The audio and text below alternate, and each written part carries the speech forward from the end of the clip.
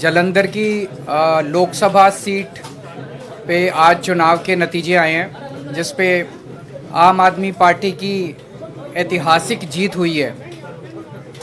अभी तक लगभग 58,000 वोट से आम आदमी पार्टी के कैंडिडेट रिंकू जी आगे चल रहे हैं। थोड़ा सा गिनती और बाकी है, लगभग शायद 10,000 वोट की गिनती और बाकी है। ये बिल्कुल अनप्रेसिडेंटेड जीत है और इस पॉइंट ऑफ व्यू से देखें कि ये कांग्रेस का गढ़ रहा है। पिछले 60 साल में से 50 साल यहाँ पे कांग्रेस जीतती रही है, तो उस गढ़ के अंदर सेंध मार के आम आदमी पार्टी जीती है। पिछले साल हमारी सरकार बनी थी पंजाब के अंदर। 1 साल के बाद ये चुनाव हुआ। किसी भी नई सरकार के लिए पहला साल बहुत कठिन साल होता है, बहुत कठिन, क्योंकि पुरानी सरकार ने जितने भी गलत काम किए थे, पुरानी सरकारों ने, वो हमने एक तरह से लीगेसी की तरह हमने इनहेरिट किए थे। और बहुत सारी प्रॉब्लम्स थी। उन सारी प्रॉब्लम्स को सॉल्व करते करते करते पंजाब की आम आदमी पार्टी की भगवंत मान सरकार ने एक अपने लिए इतना पॉजिटिव वातावरण क्रिएट किया कि जितने काम किए, हम तो केवल काम की राजनीति करते हैं, ना हम धर्म की राजनीति करते, ना हम जात की राजनीति, केवल काम।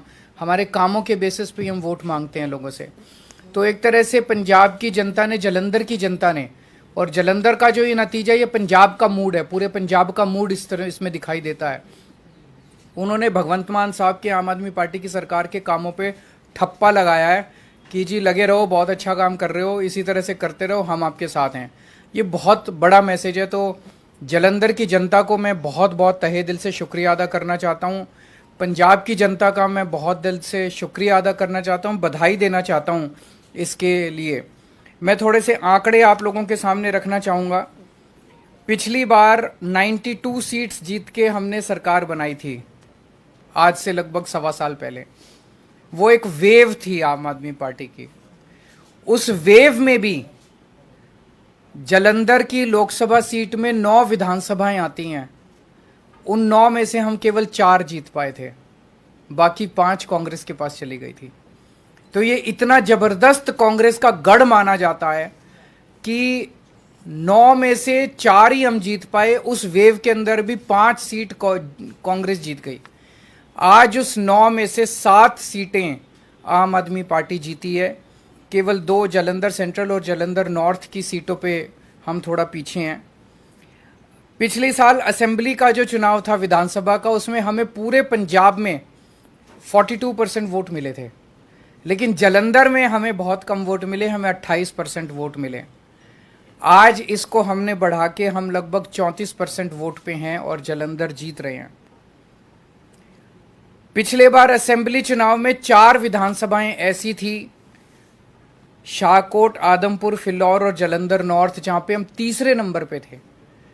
आज इन 4 में से 3 सीटें हम जीत गए हैं और 1 सीट पे हम सेकंड नंबर पे हैं। और 2019 के चुनाव में, लोकसभा चुनाव में, जालंधर सीट से, लोकसभा की सीट से हमें केवल 2.5% वोट मिले थे।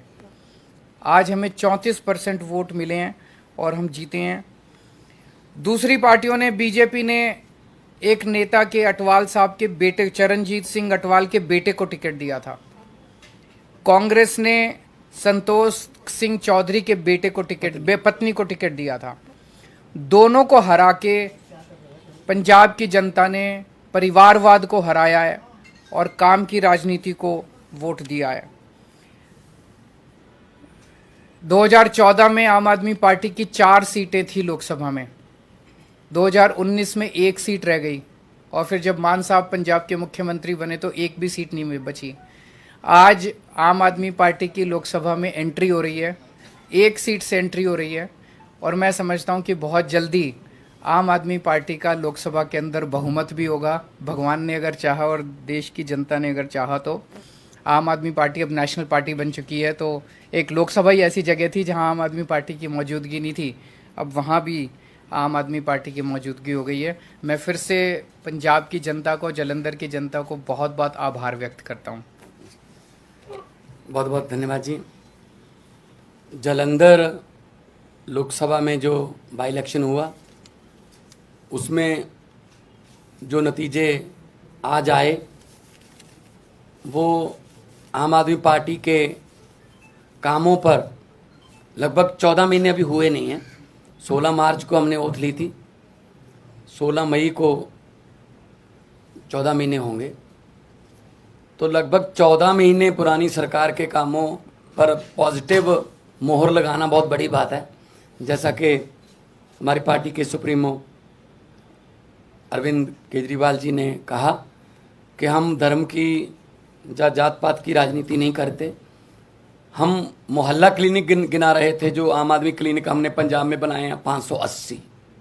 हम वहाँ स्कूल ऑफ एमिनेंस की बात कर रहे थे, स्कूलों के नाम पे वोट मांग रहे थे। हम वहाँ पर बिजली का बिल ज़ीरो जो आया उसको आगे कैसे लेके जाना है, ऐसे ही ये जारी रहेगा, उसके लिए बिजली जो हमारा PSPCL है उसका बजट हमने जो पे कर दिया उस पे वोट मांग रहे थे। हम इंफ्रास्ट्रक्चर से जो है उसके नाम पर वोट मांग रहे थे। हम व्यापारियों से बात कर रहे थे, किसानों से बात कर रहे थे, मजदूरों से बात कर रहे थे, हर एक की भलाई की बात कर रहे थे। इसीलिए ये बहुत ही अच्छी बात है कि लोग पॉजिटिव राजनीति को पसंद करने लगे। ये शुरुआत दिल्ली से हुई थी, जब 28 सीटें आई थी, फिर उसके बाद 67 आई, 60 उस पर 63 आई। तो अरविंद केजरीवाल जी ने जो काफिला शुरू किया था रामलीला ग्राउंड से, वो आज एक नेशनल पार्टी के रूप में बहुत बड़ा बन गया है। 92 MLA हमारे पंजाब की विधानसभा में, 63 MLA हमारे दिल्ली की विधानसभा में, 5 MLA हमारे गुजरात की विधानसभा में, 2 MLA हमारे गोवा की विधानसभा में, 10 MP हमारे राज्यसभा में, और आज के बाद 1 MP हमारा लोकसभा में है। तो नेशनल पार्टी बनने के बाद कोई ऐसी संवैधानिक संस्था नहीं है जिसमें हमारा योगदान या हमारा हिस्सा ना हो। ये सब आम आदमी पार्टी की टीम, जो वॉलंटियर, जो अपने जेब से खर्चा करके घर से निकलते हैं और निकल के काफिले के रूप में एक बड़ा रोड शो बना देते हैं, तो ये उनकी जीत है। अरविंद केजरीवाल जी ने बहुत टाइम दिया पंजाब के लिए, और अलग अलग भी गए हम, और जितने भी वॉलंटियर और अहदेदार साहबान थे उन सब की जीत है। मैं जिन्होंने हमें मान सम्मान दिया, हम पर फूलों की वर्षा की, हमको अपने अपने कहीं ना कहीं बुला के मान सम्मान दिया, हमारी इज्जत की, मैं उनको तो बधाई देना ही चाहता हूं दिल से। लेकिन जिन्होंने हमको गालियां दी, हमारे बारे में आपत्तिजनक टिप्पणियां की, अनाप शनाप बोला, पर्सनल लाइफ के बारे में, उनको भी मैं कहता हूं कि वो भी, उनका भी भला हो। अब उनको शायद पता चल गया होगा कि ये बातें पुरानी हो चुकी हैं कि किसी पर कोई भी इल्ज़ाम लगा दो, ये हो गया वो हो गया। लोग इस पर ध्यान नहीं देते। लोग ये चाहते हैं जी हमारे बच्चे को पढ़ाई अच्छी मिलेगी, हमारे बच्चे को रोज़गार मिल जाएगा, हमारे बिजली का खर्चा कम हो जाएगा, हमें बुज़ुर्गों का इलाज फ्री हो जाएगा। लोगों को ये मुद्दे चाहिए।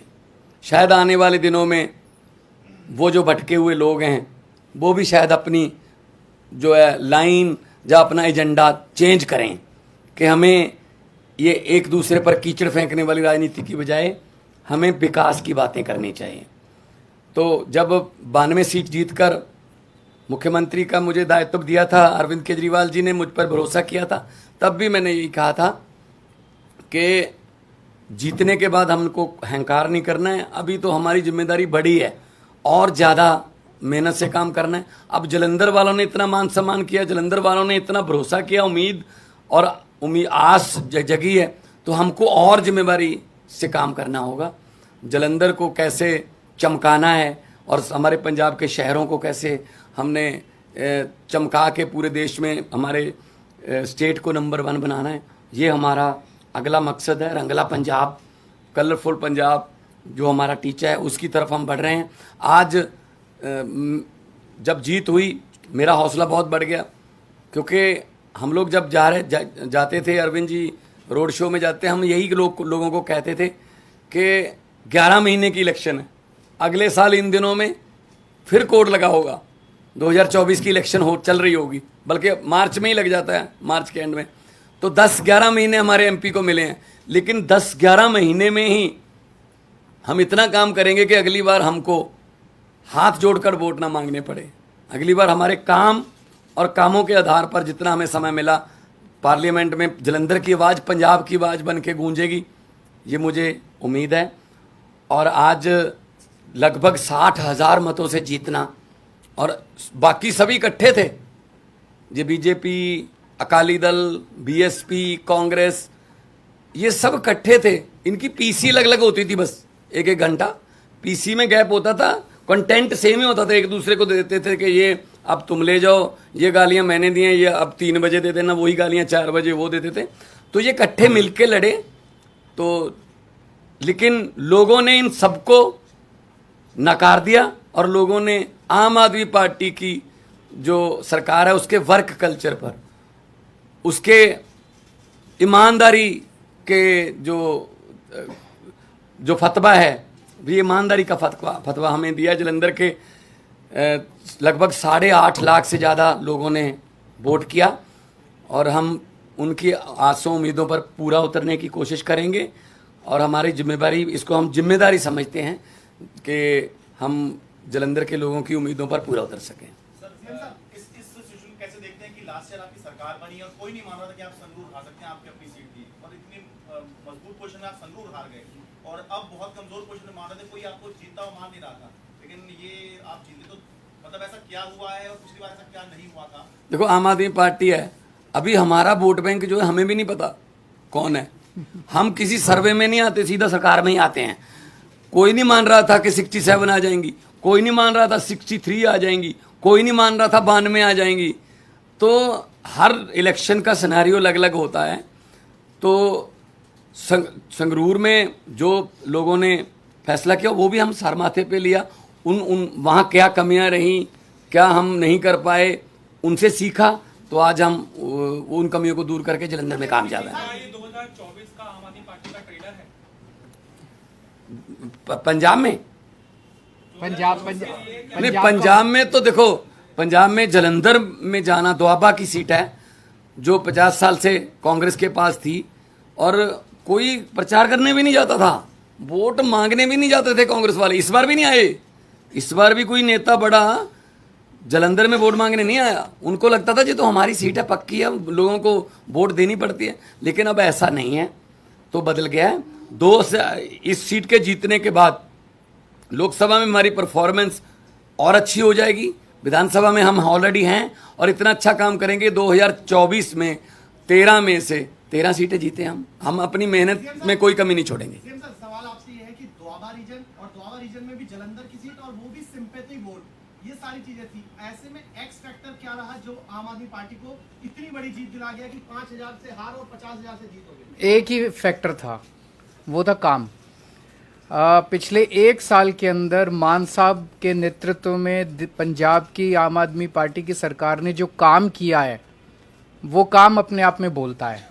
हर क्षेत्र के अंदर बिजली फ्री हो गई, बिजली के पावर कट लगने बंद हो गए। कोई सोच नहीं सकता था पहले 7-7, 8-8 घंटे के, साल भर पहले पंजाब में पावर कट लगते थे, अब पावर कट नहीं लगते पंजाब के अंदर।